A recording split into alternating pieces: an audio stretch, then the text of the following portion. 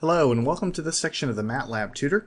In this section we're going to concentrate on learning about factorials and square roots and how to kind of manipulate all that stuff in terms of MATLAB. So the easiest one to cover first, something you probably won't use that much, but you might use it, and that's the factorial, how to take factorial of something. You might think that you would do something like 5 factorial, but it doesn't understand what that is. So what you need to do a factorial is you need to literally type in factorial and pass it as an argument, pass the number that you'd like to take the factorial of. So it literally does all the math, 5 times 4 times 3 times 2 times 1, you get 120. So basically that's how you use the factorial command. It's pretty straightforward. Now that that's out of the way, I mean, factorial is not something you'll use all that much, but occasionally when you define sequences and series in calculus, you'll be using the factorial guy. So this is where you get that information. And if you forget, you can always go here and type in factorial and hover over this guy, and it'll tell you it's factorial. You pass n, where n is a scalar, which is a number, product on all the integers to 1 to n, and it gives you all the information about what exactly it's doing. All right, let me go ahead and clear the screen. That just took a few minutes. Now what I'd like to spend a little bit more time is how to take square roots.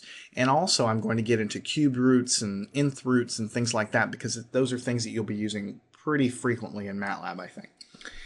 There's no square root button anywhere on the screen here. So what you need to remember is to do a square root, you type in SQRT, square root.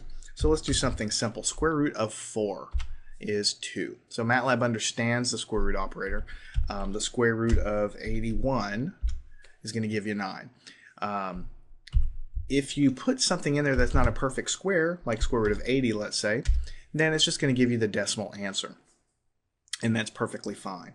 Now, what if you'd like to express the square root but not do it in terms of the square root function? Just as a reminder, you can always go 81 raised to the power of 1/2, because as you all know, when you raise something to the power of 1/2, it's exactly the same thing as taking the square root.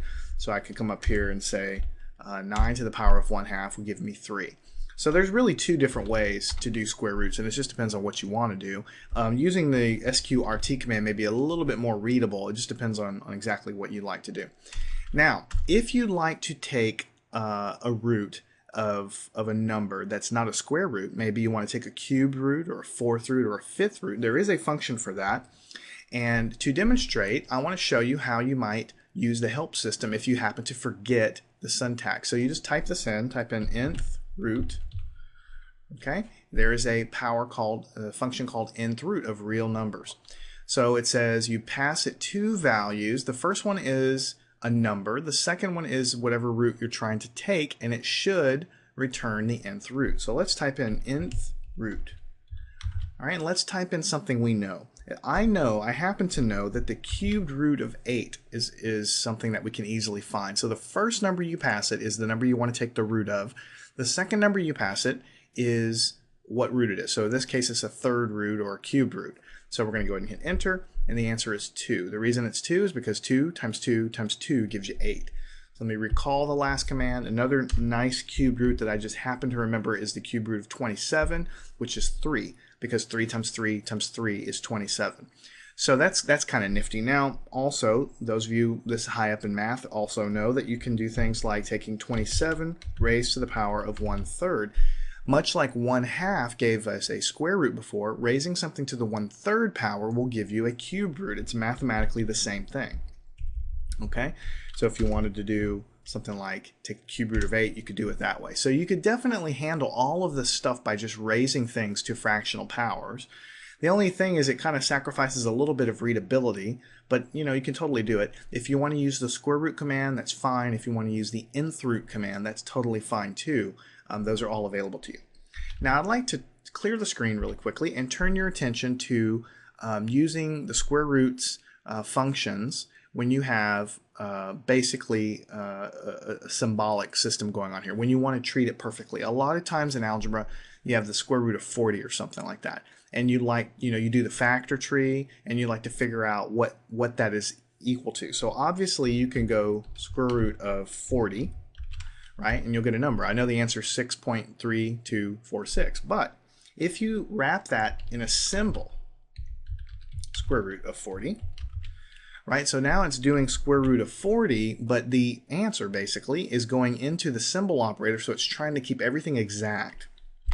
And when you do that, the symbolic math toolbox kicks in because we did this symbol operator here, and the answer we get is not a decimal. We get something more perfect than that, 2 times 10 to the 1/2. And if it's hard for you to read that, I mean, it's fine for me, but if it's hard for you to read that, you can type in pretty answer, and you'll see 2 times 10 to the 1/2. Now you should know that anything to the 1/2 is just a square root. So really what we have is 2 times the square root of 10. 2 times the square root of 10.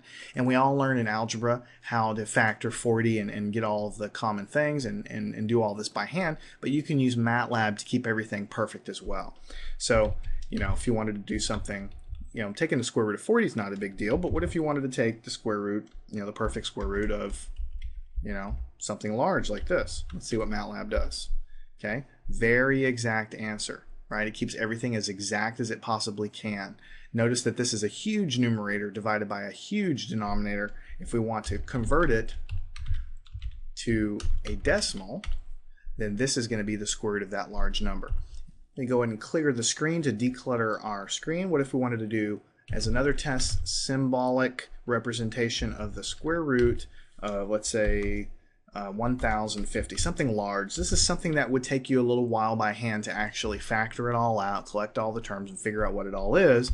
MATLAB quickly tells you it's 5 times 42 to the power of 1/2, which, if you want to visualize that a little bit better, that's 5 times 42 to the power of 1/2. So 5 times the square root of 42 is going to be that answer. And if you require that in decimal form, you can always just type double answer. It basically converts whatever you want to a decimal. So the answer is 32.4037. All right, so that about covers everything I'd like to cover in this section. We learned how to take the factorial of a number. We've learned how to take the square root, we've learned how to take the nth root, and we've learned how to use the symbolic math toolbox to manipulate square roots to simplify them into exact form, which is something that's pretty common actually that you might need to do.